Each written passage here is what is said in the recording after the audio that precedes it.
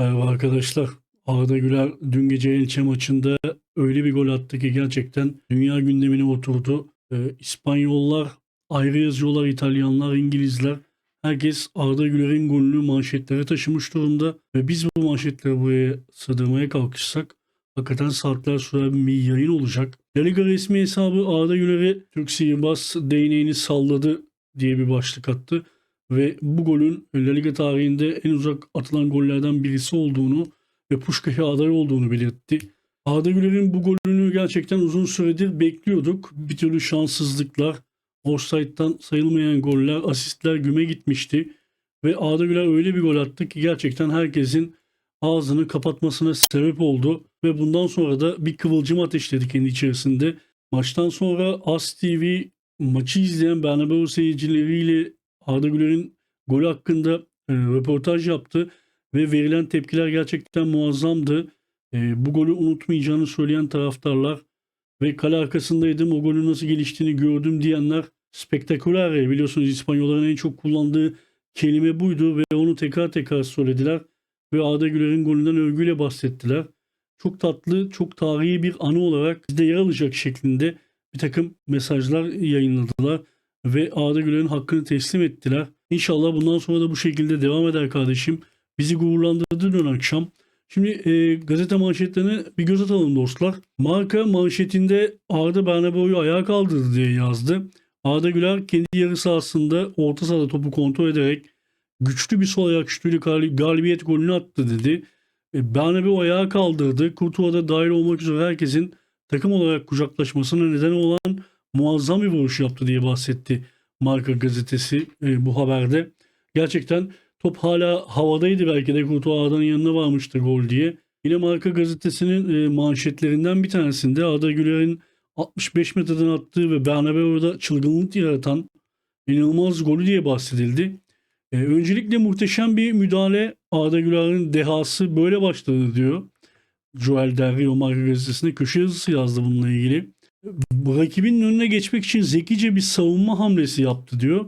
Topu kontrol etmek için 3 dokunuş ve neredeyse hiç başını kaldırmadan Dituru'nun, yani Elche kalecisinin çok fazla ileri çıktığını gördükten sonra Arda yaklaşık 65 metreden topa vurmaya karar verdi.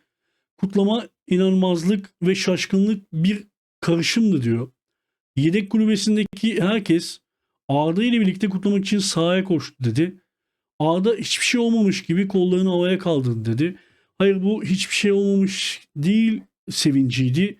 Bu ben varım, ben bunu daha önce yaptım. Osasuna deplasmanında denedim. Benim bu golü atacağıma inancım vardı. Ben hiç şaşırmıyorum bakışıydı o. Bir süre böyle soğuk bir şekilde baktı etrafına ve tribünlere. O bir şaşkınlık ifadesi değildi. O yeteneğini artık herkesin kabul ettirdiği bir golü attığının özgüveniydi. İnşallah dediğim gibi bu özgüven de kardeşimle birlikte devam eder. Çünkü çok üzerine oynadılar. Çok şey yaptılar. Bu da hepsini tek tek bu kanalda saydık. Gerçekten Allah'a çok şükür yüzümüzü kara çıkarmadı. Bu golle de Arda'nın nasıl bir oyuncu olduğunu dün gece bütün dünya gördü bence. Bu golü Real Madrid'de atmak, Bernabeu'da atmak işte kolay bir iş değil. Bunu bir kez daha herkes gördü. Zaten bilenler biliyordu Arda Güler'in kapasitesini ama bir kez daha görüldü. Yine AS gazetesinin başlığı Güler Valverde'nin haftasında tarihi bir gol attı şeklinde oldu. Ve oyuncunun bu golün çok uzun yıllar unutulmayacağını, çok uzak mesafeden atıldığını ve tarihi bir gol olduğunu sayfasında yer vererek açıklamalı bir şekilde. Mundo Deportivo gazetesi de Güler yılın en güzel gollerinden birini attı dedi. 60 metreden fazla bir mesafeden muazzam yeteneğe sahip ancak zaman zaman istikrarsız bir performans sergilen Arda Güler güçlü şutunu ve cesaretini sergiledi dedi. Çok ilginç, Katalan merkezli bir gazete bu golü ön plana çıkarmadı. Ben epey bir bekledim. Acaba Sport gazetesi bununla ilgili bir yazı yazacak mı attığı golü, ama manşetlerde daha çok maçın diğer detaylarıyla ilgili analizler yapıldı. Ama Katalunya medyasının önemli gazetelerinden Sport bu golü henüz bir yazı kaleme almadı. Bir manşet de atmış olduğunu görmedim. Belki de bunu hiç haber yapmayacaklar. Çünkü bu Barcelona taraftarının hakikaten hoşlanacağı bir gol değildi. Öyle böyle bir gol değildi çünkü. Yine Marca gazetesinden Angel Lara, Güler'in harika eserini gördüklerini söyleyebilecekler. Ne inanılmaz diye bir başlık attı. Güler'in 60 metreden attığı muhteşem gol Bernabeu'da bulunanlar mutlaka Güller'in golünü canlı izledim diyeceklerdir.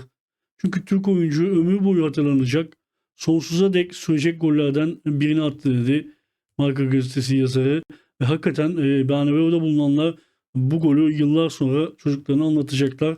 Çünkü bu gol her hafta her ay atılan gollerden biri değil ve muhtemelendir ki bir lobicilik kayırması olmazsa Arda Güler bu hak ettiği ödülü alacak diye düşünüyorum.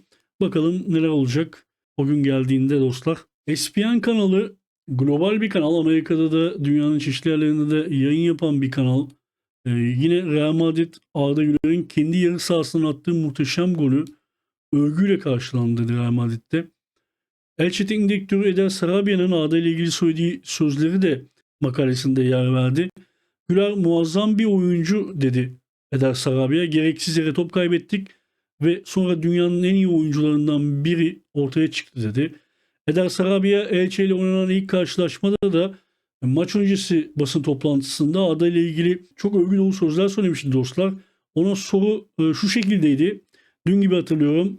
Dediler ki Vinicius, Mbappe ya da Bellingham özel bir önlem alacaksınız ya da onlar hakkında ne düşünüyorsunuz dedi. Üçü de çok iyi oyuncular demişti Eder Sarabia ama beni en çok etkileyen o oyuncu Arda Güler diye bahsetmişti. O Eder Sarabia yine Arda Güler'e hakkını teslim etmiş burada dostlar. Yine İtalya'nın önemli gazetelerinden La Gazzetta dello Sport Arda ile ilgili Valverde yine gol attı ama asıl mücevher Güler'in golü dedi. Filippo Maria Ricci makalesinde Arda Güler'in 60 metreden fazla bir mesafeden sol ayağıyla yaptığı vuruş rakip kaleciyi ileri pozisyonda mağlup etti. Akşamın beyaz şölenini taçlandıran sansasyonel bir başarıydı diye bahsetti.